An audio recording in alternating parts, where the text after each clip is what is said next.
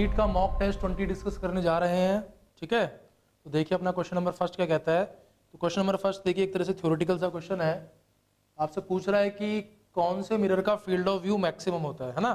Plane mirror, concave mirror, convex mirror and cylindrical mirror. तो हमें पता है कि जो फील्ड ऑफ व्यू होता है, तो फील्ड ऑफ व्यू सबसे ज़्यादा किसका होता है बच्चों? तो फील्ड ऑफ व्यू सबसे ज़्यादा हमारे पास होता है कॉन्वेक्स मिरर का, क्योंकि कॉन्वेक्स मिरर से ही आप का जो एरिया होता है जहाँ तक हम लोग देख सकते हैं वो सबसे ज़्यादा हम लोगों को मिलता है। ना तो कॉनकेव में ज़्यादा मिलता है, ना ही प्लेन मिरर में ज़्यादा मिलता है। तो इसका आंसर क्या आ जाएगा बच्चों? इसका आंसर आ जाएगा थर्ड ऑप्शन, कॉन्वेक्स मिरर। तो ये आपको ध्यान रखना चाहिए, ठीक है, कि कॉन्वेक्स मिरर के लिए फील्ड ऑफ व्यू क्या होता है? सबसे ज़्यादा होता है ना। इसके बाद देखिए question number second. Question number second क्या कहता है? क्वेश्चन नंबर सेकंड कहता है कि एक इलेक्ट्रिक डायपोल की लेंथ दे रखी है आपको और वो एंगल बनाता है 30 degree with uniform electric field इतना। तो टॉर्क कितना है? तो पोटेंशियल एनर्जी आपको बताना है। तो आपको पता है कि टॉर्क का फॉर्मूला होता है पी क्रॉस ई, यानी कि पीई साइन थीटा। और पोटेंशियल एनर्जी का फॉर्मूला डायपोल के लिए अगर यूनिफॉर्म इलेक्ट्रिक फील्ड है तो लिखा जाता है माइनस पीई कॉस थीटा। ठीक है, हमसे पूछ रहा है कि पोटेंशियल एनर्जी बताइए डायपोल की। तो डिवाइड कर देते हैं दोनों को, तो दोनों को डिवाइड कर देंगे तो क्या मिल जाएगा? Tau by U is equals to minus ten theta. तो यू का वैल्यू, टाउ का वैल्यू कितना दे रखा है अपने को बच्चों? टाउ का वैल्यू हम लोगों को दे रखा है uniform electric field express torque of 10√3 newton metre. Potential energy हमें फाइंड आउट करना है और एंगल दे रखा है आपको 30 डिग्री, तो ये हो जाएगा 1030। तो 1030 कितना हो जाएगा हमारे पास? तो 1030 डिग्री हमारे पास आ जाएगा बच्चों √3, सॉरी 1/√3। 1030 डिग्री हो जाएगा 1/√3। तो पोटेंशियल एनर्जी कितना मिल जाएगा आपको? -30 जूल मिल जाएगा। तो क्या आंसर आ जाएगा बच्चों? थर्ड ऑप्शन आ जाएगा माइनस का 30 joule is the correct answer. ठीक है, नेक्स्ट क्वेश्चन देखिए, क्वेश्चन नंबर थर्ड। आपको बोलता है कि प्रोटॉन और इलेक्ट्रॉन को इनफाइनाइट डिस्टेंस से रिलीज कर दिया गया और वो एक दूसरे की तरफ अट्रैक्शन की वजह से एक दूसरे की तरफ आ रहे हैं। तो आपसे पूछता है कि which of the following statement is correct about their kinetic energy. तो अगर हम बात करें कि ये इलेक्ट्रॉन है मान लीजिए और ये प्रोटॉन है, और शुरू में इनके बीच का सेपरेशन जो था वो इनफाइनाइट था, ये प्रोटॉन है, शुरू में इनके बीच का सेपरेशन इन्फिनिटी था, इनफाइनाइट सेपरेशन था, और उसके बाद ये दोनों एक दूसरे की तरफ म्यूचुअल अट्रैक्शन की वजह से आ रहे हैं। ये भी फोर्स एफ हो गया, ये भी फोर्स एफ हो गया।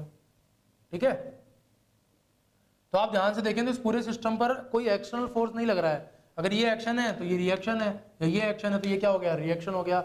मतलब पूरे सिस्टम पर कोई फोर्स काम नहीं कर रहा है। अगर पूरे सिस्टम पर बच्चों कोई फोर्स काम नहीं कर रहा है तो आप बोल सकते हो कि सिस्टम का लीनियर मोमेंटम क्या रहेगा? कंजर्व्ड रहेगा। तो हम लोग क्या कह सकते हैं? हम लोग कह सकते हैं कि अगर लीनियर मोमेंटम कंजर्व्ड रहेगा तो ऐसा बोला जा सकता है कि 0 + 0 is equals to momentum of electron plus momentum of proton, है ना।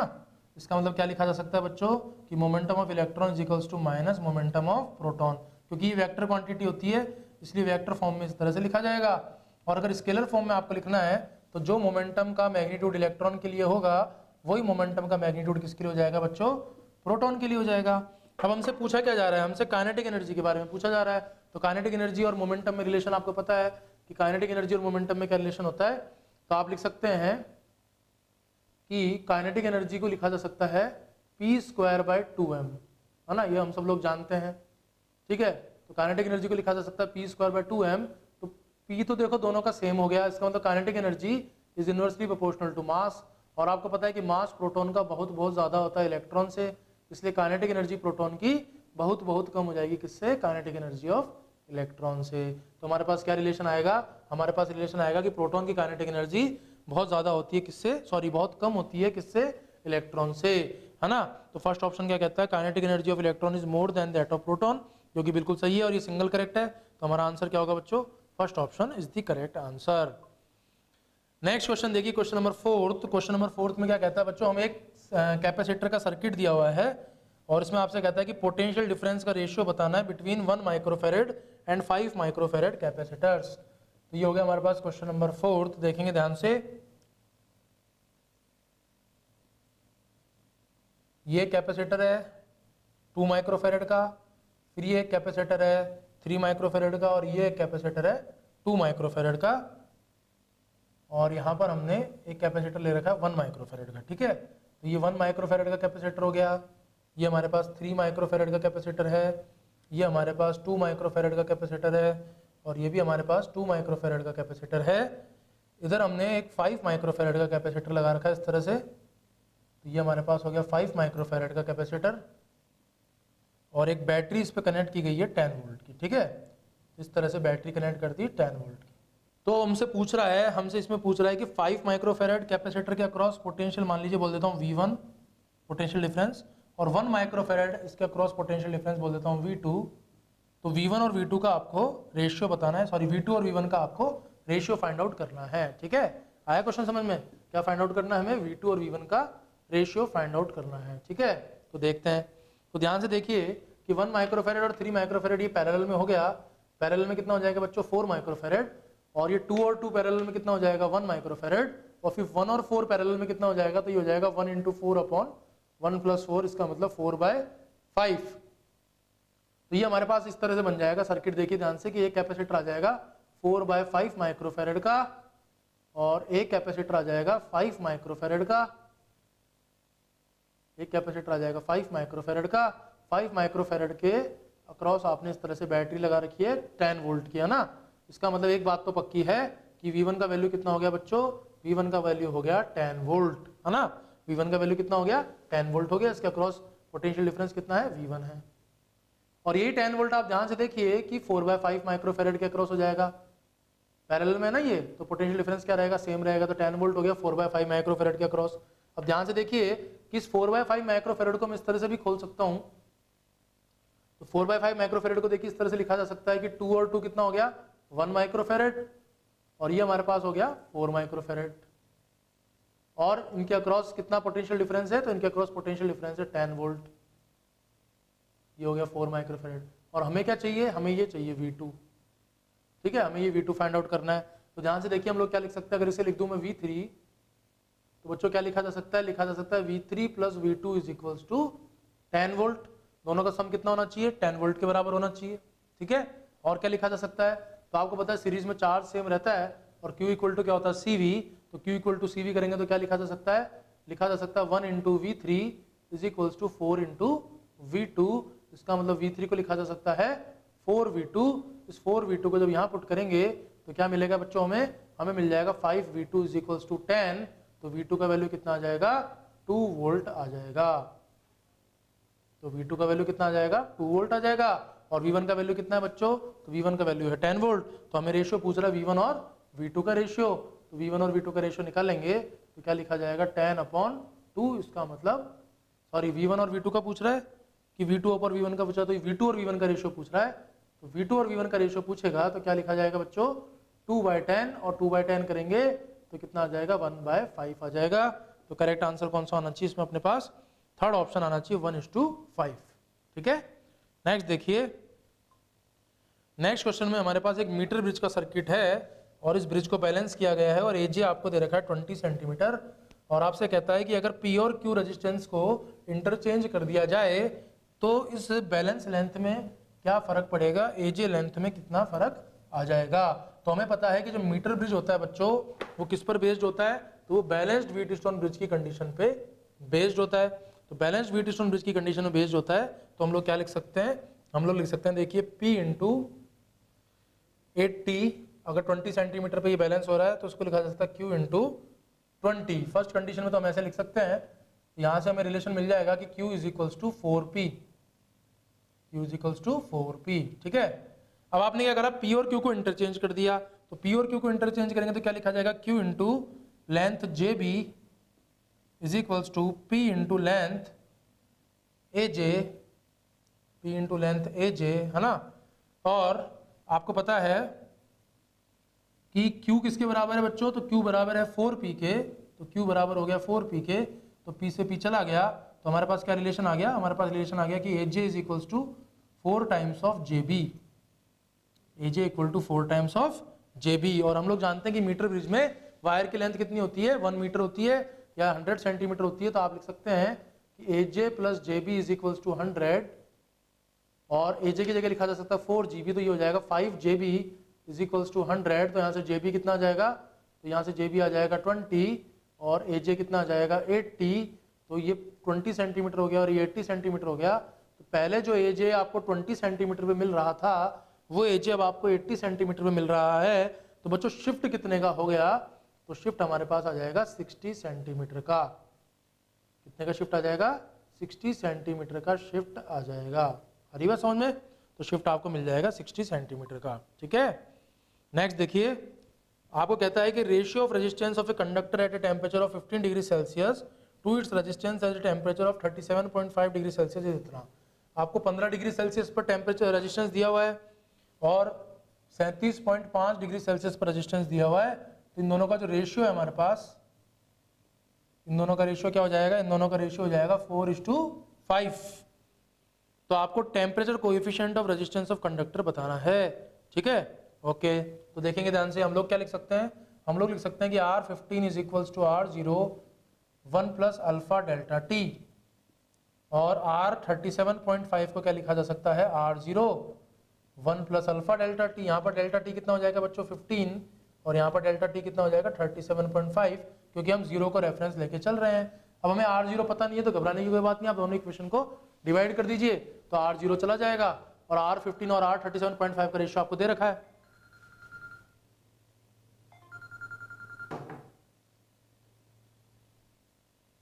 तो R15 और R37.5 का रेशियो आपको दे रखा है, तो हम लोग क्या लिख सकते हैं? देखिए, हम लोग लिख सकते हैं R15 upon R37.5 is equals to 1 plus 15 alpha upon 1 plus 37.5 alpha.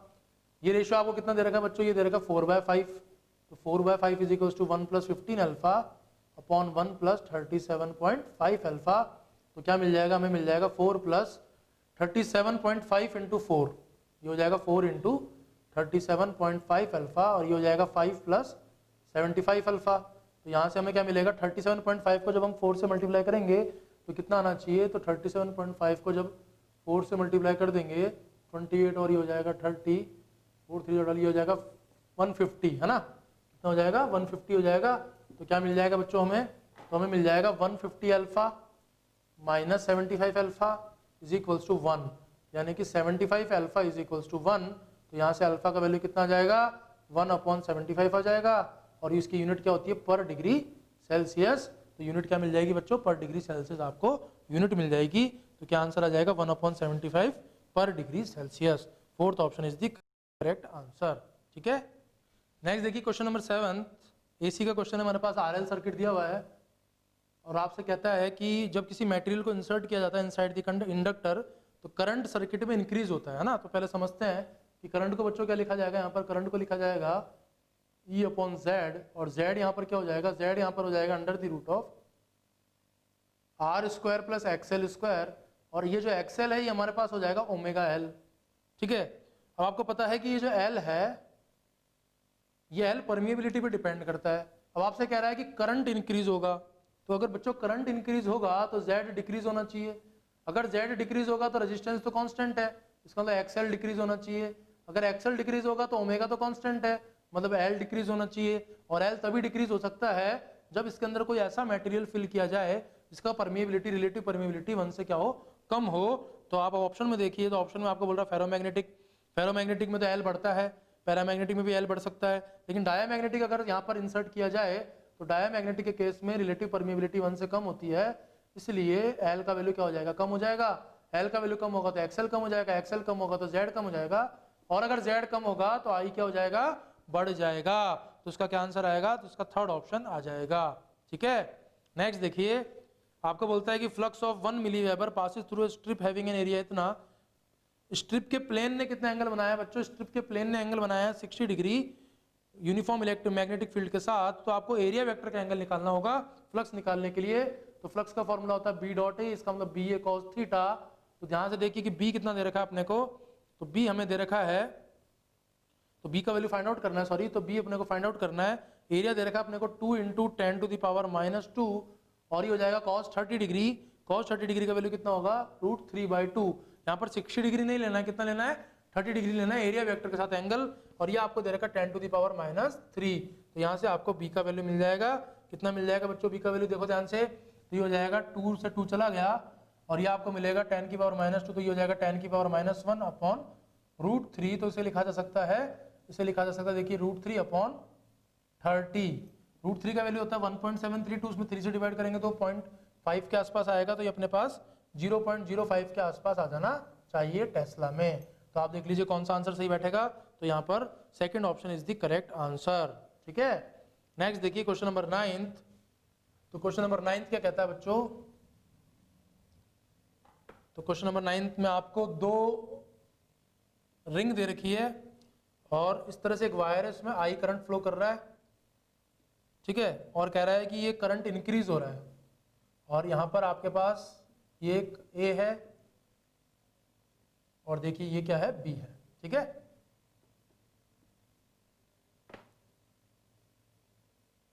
तो एक तो हो गया हमारे पास ए और एक हमारे पास हो गया बी। अब ध्यान से देखिए कि हमें बोलता है कि आई इंक्रीज हो रहा है, तो हमें पता है कि अगर आई इंक्रीज होगा, ठीक है, तो उसकी वजह से जो मैग्नेटिक फील्ड आएगी वो मैग्नेटिक फील्ड भी बढ़ेगी। तो इससे जो मैग्नेटिक फील्ड पास हो रही है इस करंट की वजह से वो भी बढ़ेगी, और अगर मैग्नेटिक फील्ड बढ़ेगी तो फ्लक्स बढ़ेगा। फ्लक्स बढ़ेगा तो यहाँ पर लेंज क्या कोशिश करेगा, फ्लक्स को कम करने की कोशिश करेगा। तो लेंज जो है वो फ्लक्स को कम करने की कोशिश करेगा। तो जब आप समझिए कि इस आई की वजह से यहाँ पर जो मैग्नेटिक फील्ड आएगी वो बाहर की तरफ आएगी और फ्लक्स को लेंज कम करने की कोशिश करेगा।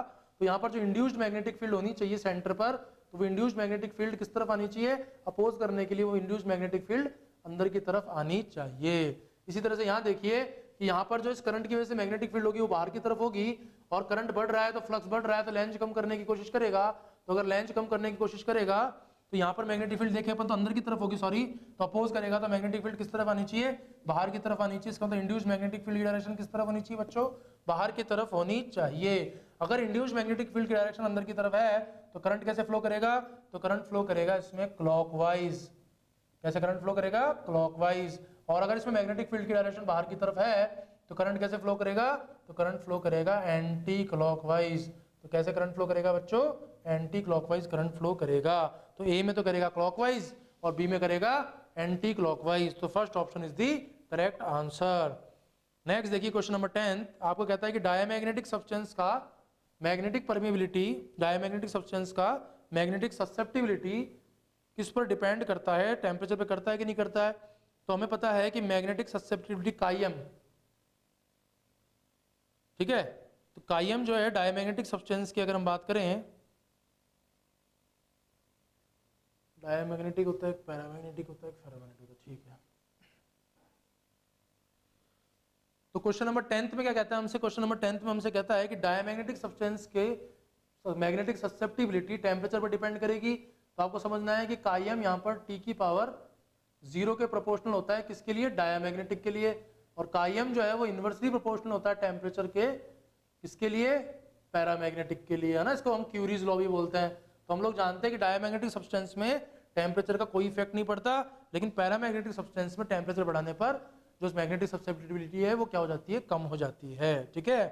नेक्स्ट देखिए क्वेश्चन नंबर 11 आपसे बोलता है कि डी ब्रोगली वेवलेंथ बताइए थर्मल न्यूट्रॉन की, ठीक है। थर्मल न्यूट्रॉन की आपको डी ब्रोगली वेवलेंथ बतानी है। बहुत सिंपल सा क्वेश्चन है, आपको पता है डी ब्रोगली ने हमें क्या फॉर्मूला दिया कि lambda is equals to H upon P, है ना। अब यहाँ पर आपको देखो एनर्जी दे रखी है, तो पी को आप लोग क्या लिख सकते हैं, under the root of 2m into K. इस के को आपको किस में कन्वर्ट करना पड़ेगा, जूल में कन्वर्ट करना पड़ेगा। अब इसमें वैल्यू पुट कर दीजिए तो आपका आंसर आ जाएगा, ठीक है। नेक्स्ट देखिए क्वेश्चन नंबर 12 क्या कहता है। क्वेश्चन नंबर 12 कहता है कि maximum velocity of electrons emitted from a metal surface is इतना, और जब फ्रीक्वेंसी f है, जब मैक्सिमम वेलोसिटी जब फ्रीक्वेंसी 4f हो जाएगी तो क्या आंसर आना चाहिए, ठीक है। तो आप समझिए कि k max को लिखा जा सकता है hf माइनस 5। k max को क्या लिखा जा सकता है बच्चों, hf माइनस 5, है ना।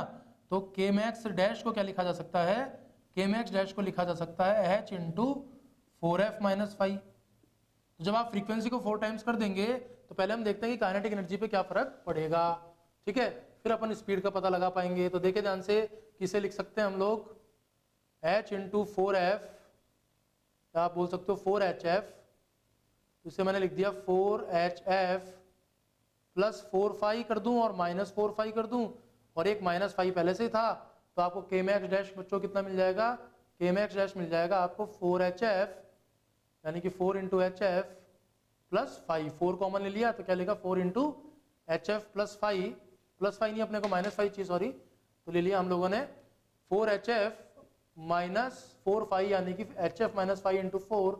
और देखिए 4 5 और माइनस 5 कितना हो जाएगा, 3 5 हो जाएगा। इसे क्या लिखा जा सकता है बच्चों, तो इसे लिखा जा सकता है के मैक्स। तो के मैक्स डैश कितना हो जाएगा, तो ये हो जाएगा 4 टाइम्स ऑफ के मैक्स प्लस 3 टाइम्स ऑफ 5। इसका मतलब के मैक्स डैश जो है वो के मैक्स से ज़्यादा है, ठीक है। तो के मैक्स डैश जो है इज ग्रेटर देन के मैक्स, और 4 के मैक्स से ज़्यादा है। देखो आप ध्यान से, 4 के मैक्स से क्या है, ज़्यादा है। इसका मतलब वी मैक्स डैश जो होगा वो 2v से क्या होना चाहिए, ज़्यादा होना चाहिए, क्योंकि kinetic energy is directly proportional to v square, इसलिए ये 2v से क्या आएगा बच्चों, ज़्यादा आएगा। तो कौन सा ऑप्शन हो जाएगा, सेकेंड ऑप्शन हो जाएगा। नेक्स्ट देखिए क्वेश्चन नंबर 14। तो क्वेश्चन नंबर 14 क्या कहता है बच्चों, तो क्वेश्चन नंबर 14 कहता है कि number of nuclei at time t equal to 0 or 1000, ठीक है, and 900 at time t equal to 2 second. Okay, देखिए t इक्वल टू 0 पर आपके पास n नॉट का वैल्यू कितना है, 1000। फिर कहता है कि 2 सेकंड के बाद कितना बचा, तो 2 सेकंड के बाद n हो गया हमारे पास 900। तो आपसे बोलता है कि t इक्वल टू 4 सेकेंड पर n का वैल्यू कितना होगा, t इक्वल टू 4 सेकेंड पर n का वैल्यू कितना होगा। तो आप देखिए ध्यान से कि यहाँ पर 100 का डिक्रीमेंट हुआ, इसका मतलब कि 10% का डिके हुआ। तो 100 का 10% कितना होता है, 100 का 1000 का 10% कितना होता है, 100। तो 100 यहाँ पर कम हो गए, मतलब 10% का डिके हुआ। तो यहाँ पर भी कितने परसेंट का डिके होना चाहिए बच्चों, 10% का डिके होना चाहिए। 900 का 10% कितना हुआ, 90। तो जब 90 का डिके होगा तो कितना बचना चाहिए, तो 810 बचना चाहिए। तो कौन सा आंसर आ जाएगा बच्चों, सेकेंड आंसर आ जाएगा। 15 क्वेश्चन थ्योरेटिकल है बिल्कुल। मैक्सिमम स्पेसिफिक हीट किसकी होती है, तो आप लोग जानते हैं कि वाटर की स्पेसिफिक हीट मैक्सिमम होती है, इसलिए इसे एज ए कूलेंट भी यूज में लिया जाता है। तो ये तो अपन सबको पता ही है ना। नेक्स्ट देखिए क्वेश्चन नंबर 16। अगर पी कैलोरी, कोई बॉडी को पी कैलोरी हीट दी गई और उसने क्यू कैलोरी एब्जॉर्ब की, तो उसकी एब्जॉर्प्शन पावर क्या लिखी जाएगी।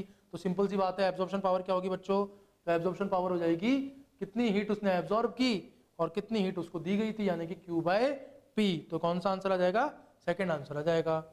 नेक्स्ट बोलता है आपको कि सनशाइन में बैठना क्यों पसंद करते हैं सर्दियों में, तो हमें रेडिएशन की वजह से हीट मिलती है, इसलिए बैठना पसंद करते हैं।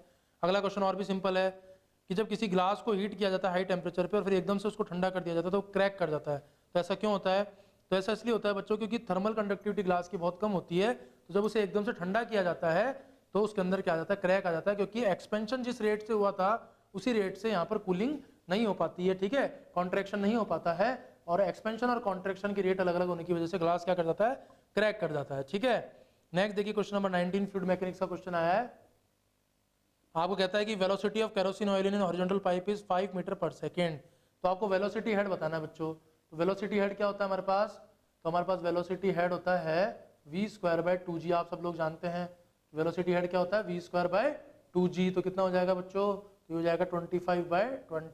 25/20 करेंगे तो क्या आंसर आएगा, 5/4 यानी कि 1.25। और इसका यूनिट क्या होगा, मीटर। हमेशा कोई भी हेड हो, चाहे वेलोसिटी हेड हो, चाहे ग्रेविटेशनल हेड हो, चाहे प्रेशर हेड हो, उसका यूनिट क्या रहता है, मीटर ही रहता है ना। तो इसके डायमेंशन या यूनिट आपसे एग्जाम में पूछ सकते हैं। तो वेलोसिटी हेड का यूनिट मीटर पर सेकंड नहीं होगा, क्या होगा, मीटर होगा, ठीक है। तो 1.25 metre is the correct answer. Next देखिए क्वेश्चन नंबर 20 का कहता है, सिंपल सा क्वेश्चन है कि 100 डायन का फोर्स जब एक्ट करता है किसी 5 ग्राम की बॉडी पे 10 सेकंड के लिए, तो कितनी वेलोसिटी प्रोड्यूस होती है। तो देखिए ध्यान से, एक्सीलरेशन निकालते हैं पहले। तो एक्सीलरेशन हो जाएगा F/m।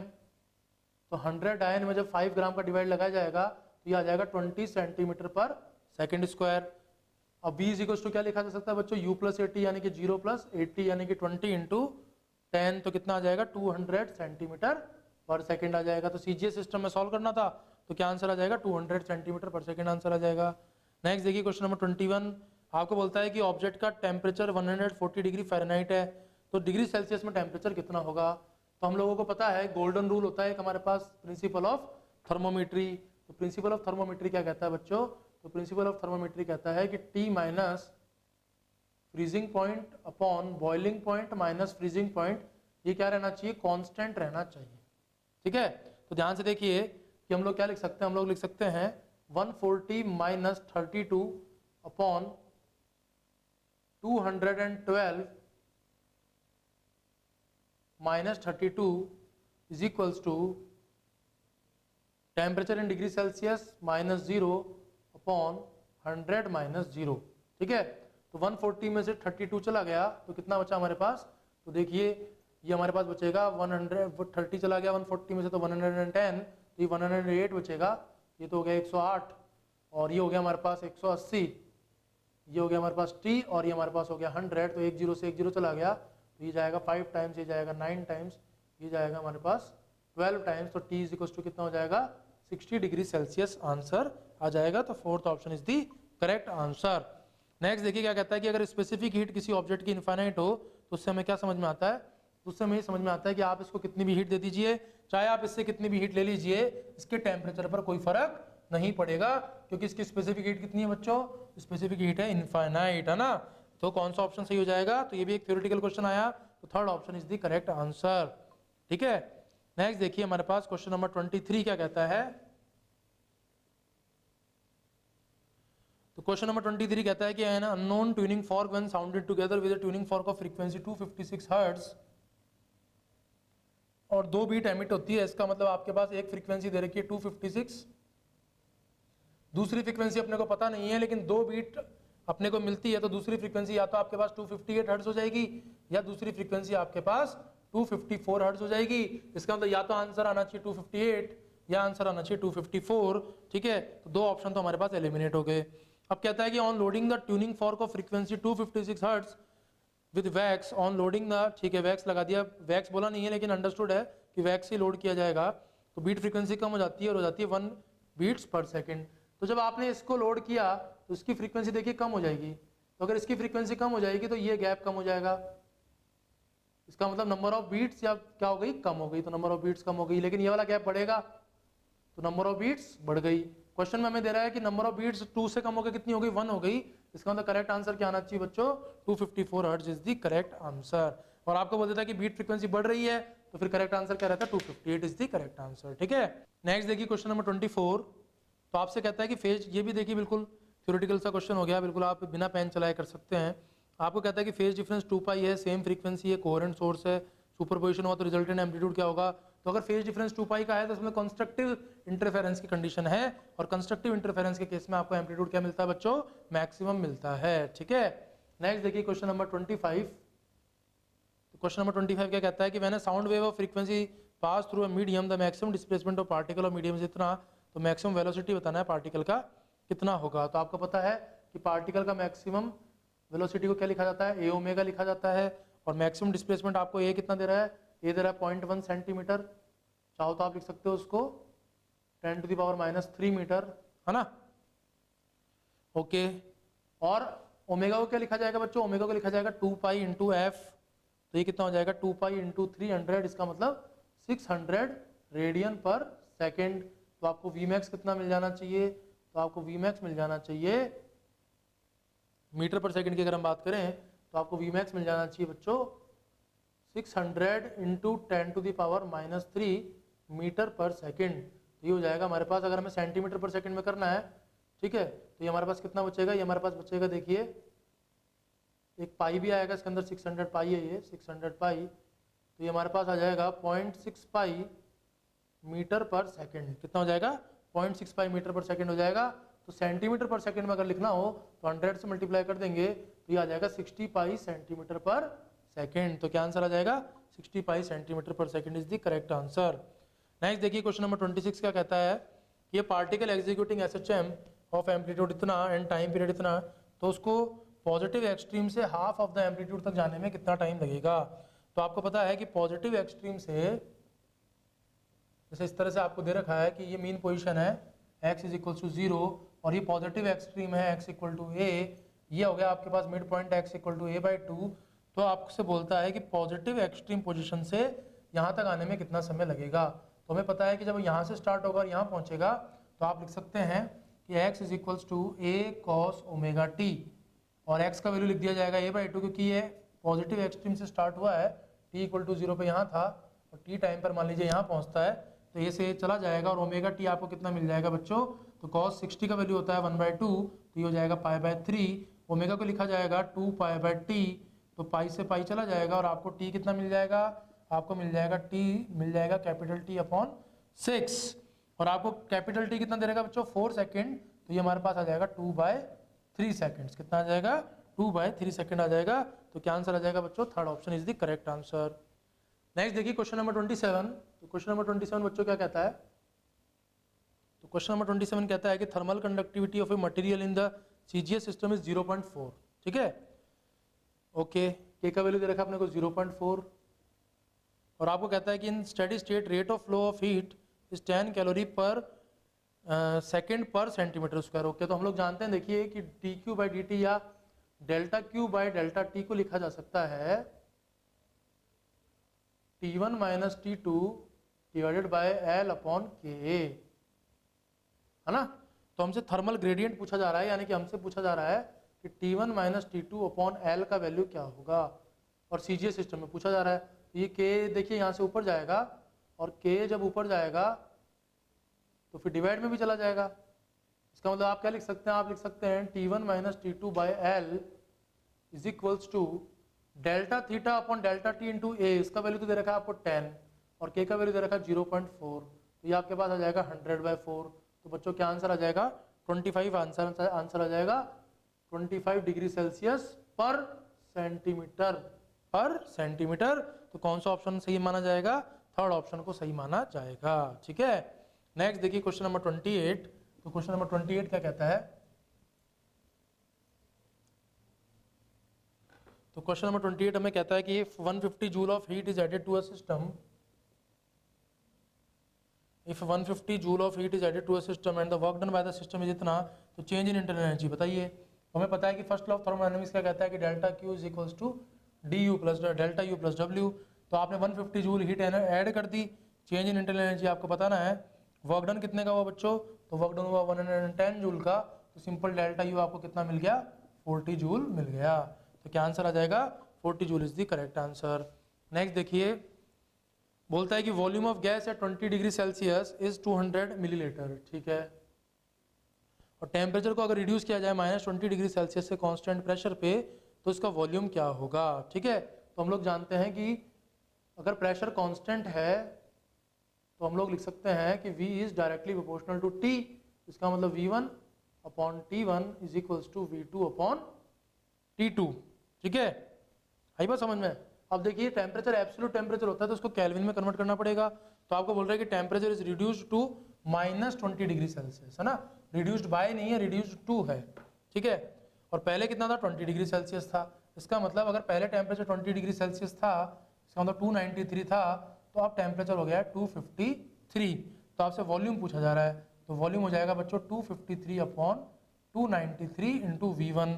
मिलीलीटर में पूछ रहा है तो सीधे 200 मिलीलीटर से मल्टीप्लाई कर दीजिए, तो जो आंसर आएगा वो यहाँ पे करेक्ट माना जाएगा, ठीक है। नेक्स्ट देखिए क्वेश्चन नंबर 30। तो क्वेश्चन नंबर 30 बढ़िया क्वेश्चन है आपका थर्मल एक्सपेंशन का।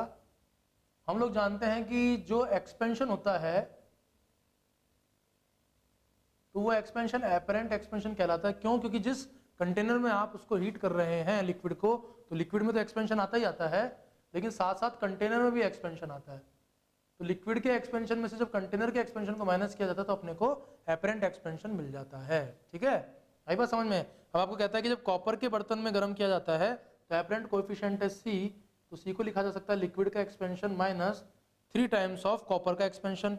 कॉपर का एक्सपेंशन कितना बोला है आपको, तो लीनियर बोला है A, तो वॉल्यूम एक्सपेंशन का कोएफिशिएंट कितना हो जाएगा, 3A हो जाएगा। और जब सिल्वर की बात करते हैं तो एपरेंट दे रखा है S, लिक्विड का तो गामा L ही रहेगा, और ये हो जाएगा हमारे पास 3x, और ये अपने को x निकालना है बच्चों, है ना। तो क्या करें, दोनों इक्वेशन को सब्ट्रैक्ट कर देते हैं, क्योंकि हमें गामा L नहीं चाहिए, तो गामा L से गामा L कट जाएगा, और हमें क्या मिलेगा, C minus S is equals to 3x minus 3a। तो यहाँ से देखिए x का वैल्यू कितना आ जाएगा, तो x का वैल्यू आ जाएगा C minus S plus 3a upon 3, ठीक है। So it is the correct answer. तो देख लो बच्चों कौन सा ऑप्शन आएगा, तो सेकंड ऑप्शन आ जाना चाहिए, ठीक है। नेक्स्ट देखिए, in the glass capillary tube the shape of the surface of the liquid depends on the. तो देखो जो मेनिस्कस बनता है उसका शेप जो है वो इस बात पे डिपेंड करता है कि फोर्स ऑफ कोहेशन और फोर्स ऑफ एडेशन जो है उनका वैल्यू कितना है, कौन स्ट्रॉन्ग है कौन वीक है, तो उस बात पे डिपेंड करता है मेनिस्कस का शेप, ठीक है। तो बस यही पूछ रहा है अपने से, तो क्या आंसर आ जाना चाहिए, तो ये रिलेटिव कोहेसिव और एडेसिव फोर्स पे डिपेंड करता है बिटवीन द एटम्स, तो C is the correct option. Next देखिए क्वेश्चन नंबर 32। ये तो बच्चों आपको याद करना पड़ेगा, ठीक है, कि क्योंकि हमारे सिलेबस में नहीं है इसका डेरिवेशन, कि जब एक कोई बीम है और उस पर जब स्ट्रेस लगता है तो इस तरह से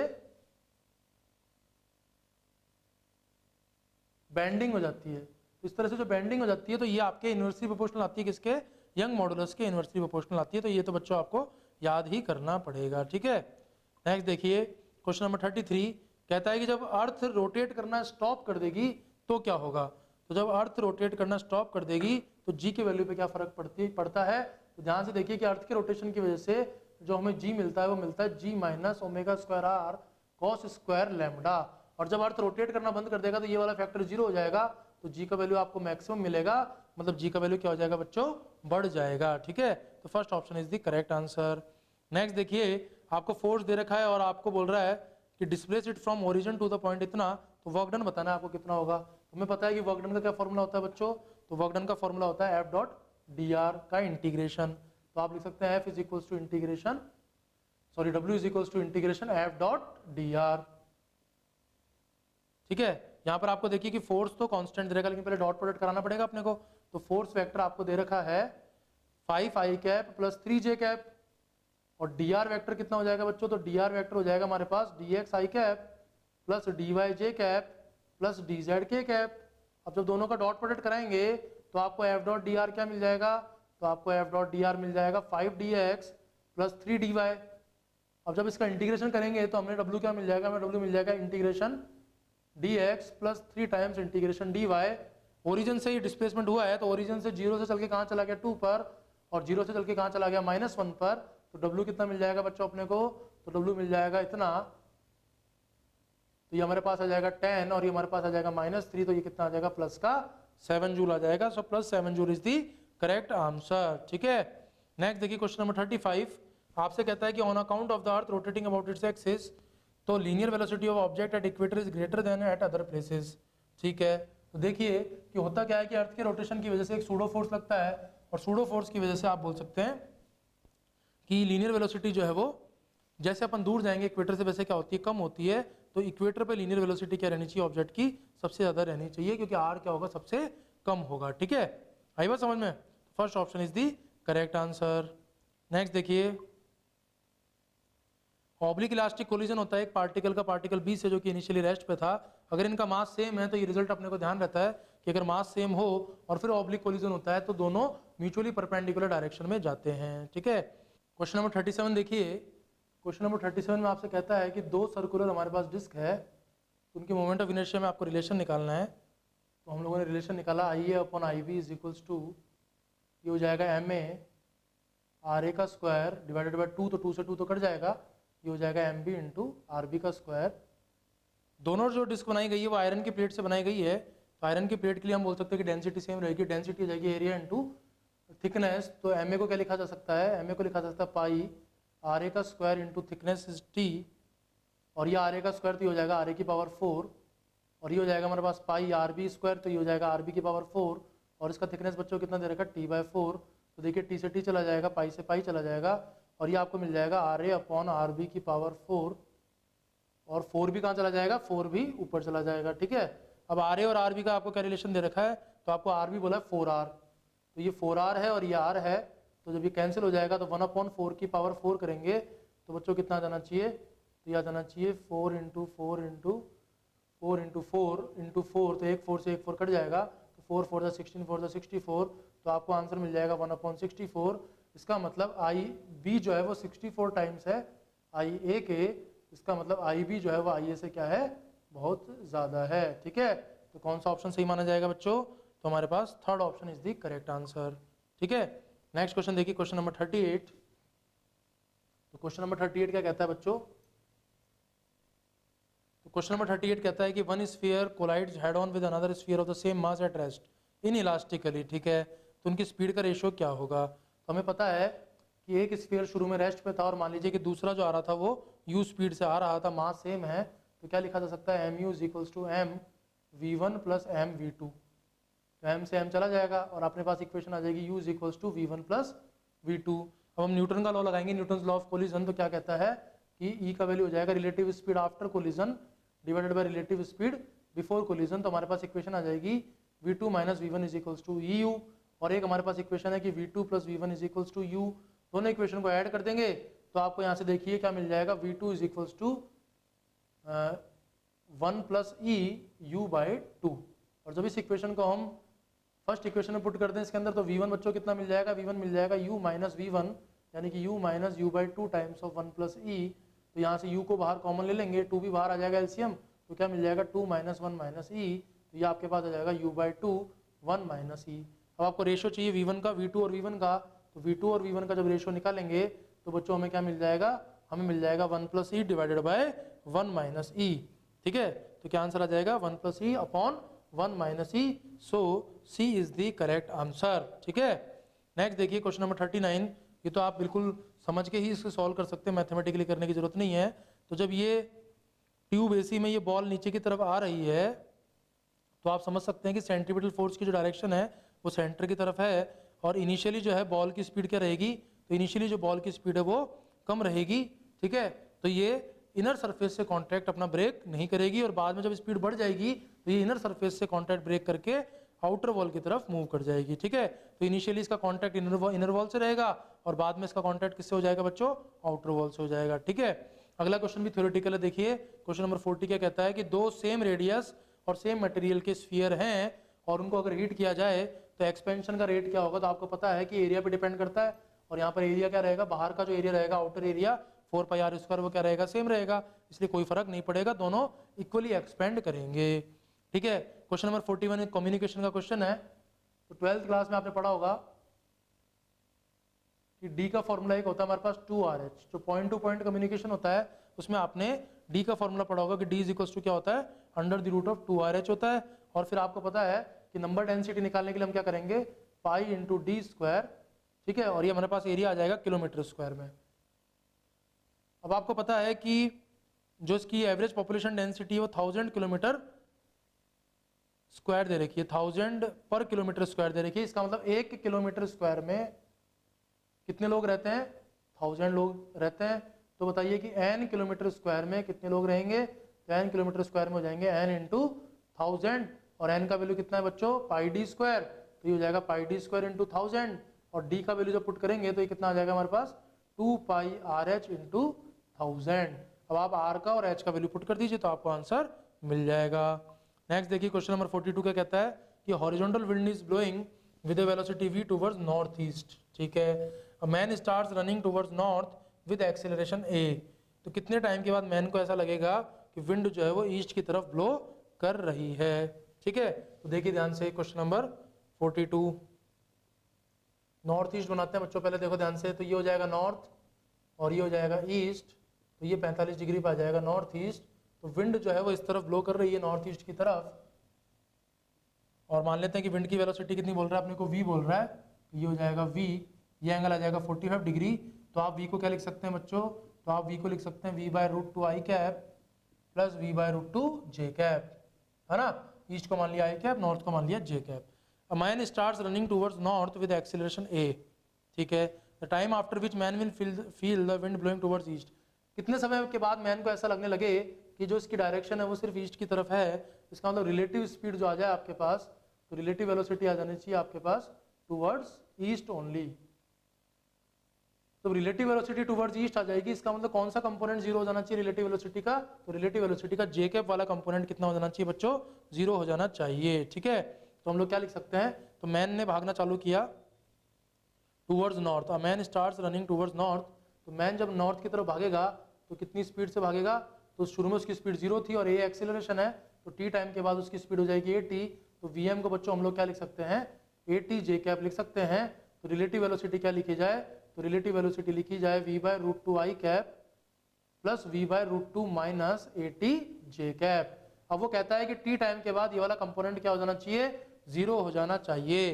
तो आपको टी का वैल्यू बताना है। तो जब ये वाला कंपोनेंट बच्चों 0 हो जाएगा तो ये कंपोनेंट एक ही शर्त पे 0 हो सकता है, अगर v बाय रूट टू किसके बराबर आ जाए, 80 के बराबर आ जाए।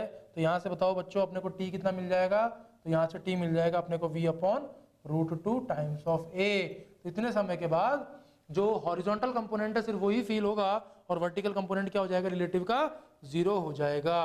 नेक्स्ट देखिए क्वेश्चन नंबर 43 क्या कहता है, तो आपको पोजीशन वेक्टर दिया हुआ है और आपसे इंपल्स पूछ रहा है इन द इंटरवल 0 to π/2। ठीक है, तो आपको पता है कि अगर पोजीशन वेक्टर का डिफरेंशिएशन करते हैं तो वेलोसिटी वेक्टर आता है।